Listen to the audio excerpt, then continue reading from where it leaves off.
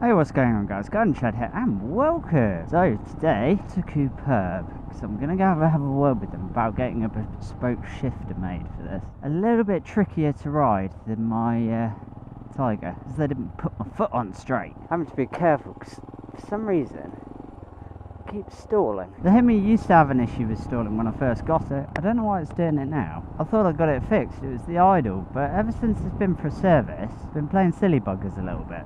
So I'm not entirely sure what that's about. So I'm off to Cooperb. I'm kind of hoping I can remember the way. I always get a little bit lost when I go there.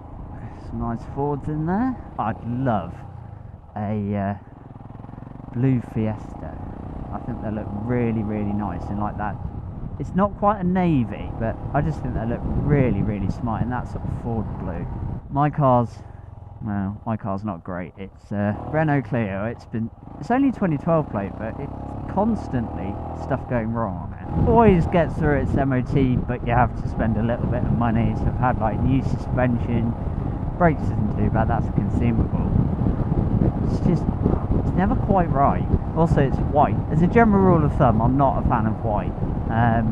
White cars, I don't know, they just look a bit horrible. But I got it because I had a whoopsie in my previous car and that got written off, and I needed something to get to work. So I went to the local car dealer and they had a few cars in my price range, but I didn't want a big car and I just wanted like a little hatchback, and they had two Clios, a red one and a white one. And the red was slightly higher mileage, smaller engine, and it just felt gutless to drive. The white one was the same price, lower mileage, higher spec. So I was like, well, I might as well get the white one, although I don't like white cars. You can't really see it when you're sat inside it, so it doesn't really matter. Prices of like used bikes and cars at the moment is ridiculous. I was reading an article, a used 2-year-old Mini, 40% more expensive than it was 2 years ago.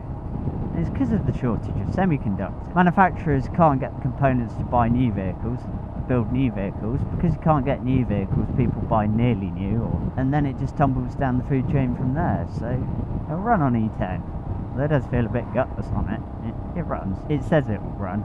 I think it's, you know, one of those things. It will take it. It's just optimised for 5% E5. We only have one car between the two of us because at the point we bought our house, we both worked in the town that we lived in. About 2 months after it was lockdown, obviously I was made redundant. But so Hannah's been working from, you know, I've got a new job, but it's only 10 minutes away. Use the car to commute, and that's it, because I'm too lazy to get out of bed early and ride a bike in the cold. And my commute, because of the nature of the roads I drive on to get to work, there's no time saving in taking a bike whatsoever. In fact, by the time you put your kit on, got the bike out, locked it up when you get to work, got changed, etc., it actually takes me about 15 minutes longer to get to work on the bike. So it's not worth it. You know, Hannah literally uses the car to go to the shops and walks to work when she was working in an office. There's really no point in us having two cars. There's no point in, you know, paying 2 lots of road tax, 2 lots of insurance, 2 lots of servicing when we don't use it. You know, I was only doing about 5,000 miles a year in the car. The rest was all on the bike. So yeah, we're going to replace it at some. Yeah, as I say, I'm not really a fan of white vehicles. I think they tend to look a little bit garish. There are a couple of exceptions to that, and it is some motorbikes I think look epic in white. Triumph Daytona, but I love the Himmy in white. And the reason I like it in white is because it reminds me of like the old enduro bike. So you know, like the Suzukis that Austin Vince took on like Mondo Enduro. It just has, to me, like old enduros look awesome in white. Was that Honda? I honestly can't remember now. They did Mondo Enduro on and stuff like that. It just reminds me of those. I hope the camera angle is okay. I knocked the camera whilst fiddling with bits and pieces like the angle of the lens. Now I can't get it. I've never quite got it right since I changed this helmet. I can't quite get it perfectly horizontal. The right edge is always a little bit kicked up. That and the other thing I can't get right in this helmet is the bloody pin lock. Yeah, I just can't get, because the drift has a adjustable lens to tilt it to the angle so it sits correctly on the helmet, and I just can't get it right on this helmet. When I lived with my dad, we had like a really long kitchen, and what I could do was put it on the kitchen table and line it up at the top of the window, but there's nowhere quite long enough in my house to be able to do that. It's sort of like go for a ride, tweak it, go for a bit longer, tweak it again, can't get it right. And I don't know also, like, so I'm lining it up straight at home and then the right edge kicks up.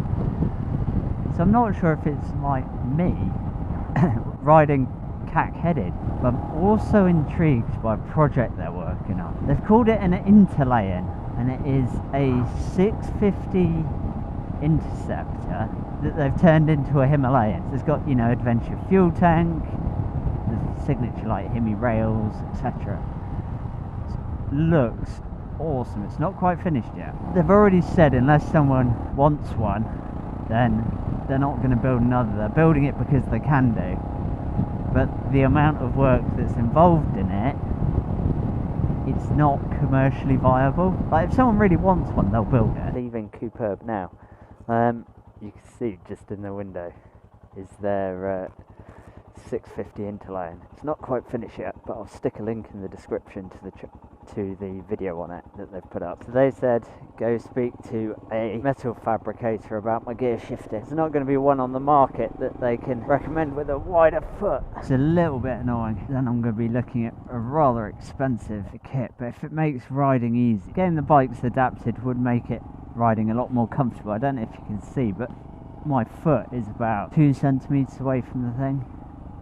Really have to twist it around to get it on that gear. It does get quite sore after a while doing it. Spoke to the consultant about, you know, what can be done, and he confirmed it's the way it was put together and the leg is healed. It's not healed straight. So the question a lot of people asked me, you know, when I was off to getting recovered was like, will you ever ride a bike again? And well, the only question about not riding was whether my ankle would recover or not to be able to ride. I got the impression that the damage was pretty severe, and it was later confirmed. My physio said, I think it was a couple of weeks ago now, she's like, I'm astounded by the progress you've made. She was like, I've never seen someone come in with that limited mobility. It's like, honestly, I mean, you know, I was never going to say anything until I didn't think you were going to be able to ever walk without a stick. We're pretty certain I'm still going to walk with a limp, certainly the next year or so. If not indefinitely, and stairs are always going to be a bit tricky.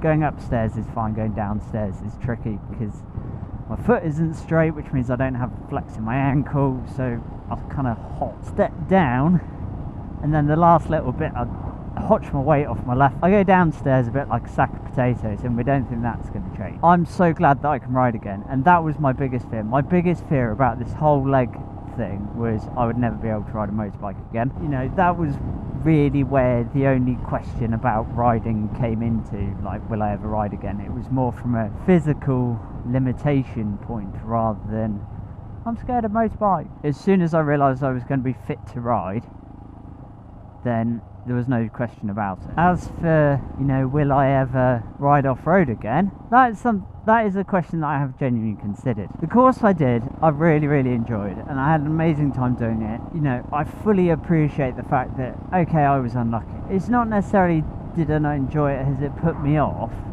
It hasn't put me off trail riding in terms of, like, I still really enjoy it, and I'd urge anyone to go and try it, but I can't risk going through what I went through again, or certainly not for the time being. You know, I had a few months off work, and then I was working partial hours, I was working in bed. You know, my girlfriend was having to run around, I couldn't drive, I was on sick pay for far too long. That incident, I reckon, not including the actual fee for the day, cost me a few £1,000s. I mean, just getting my bike back was a couple of £100, and then I had to pay for this to go and be serviced. The first checkup I had to go down to Yeovil, which my girlfriend's not used to long distance driving, so then we had to find somewhere for the night. We had to rent a car because I couldn't get into my car because it's only a 3-door, and I needed to be sprawled across the back seat. I missed the entirety of summer. There were various obligations I couldn't fulfill. It was a week shy of 6 months between me crashing and being allowed to ride again. And even now, there's stuff I can't do. You know, I can walk about a mile. I can't walk any further than that. Otherwise, I'm KO'd for the rest of the day. Still having physio. And when you put it like that, when you realise like the financial impact it's had, I've got to get my showy checks out. I don't think I hit my head, but it's scuffed. You know, that's a £500 helmet just in the bin. I've maybe worn it for, well, I wore it down there, but I've had less than 1,000 miles of use out of it. it's not the fact that I'm scared of having an off, it's the fact that if I do have an off, I can't afford to go through all that again.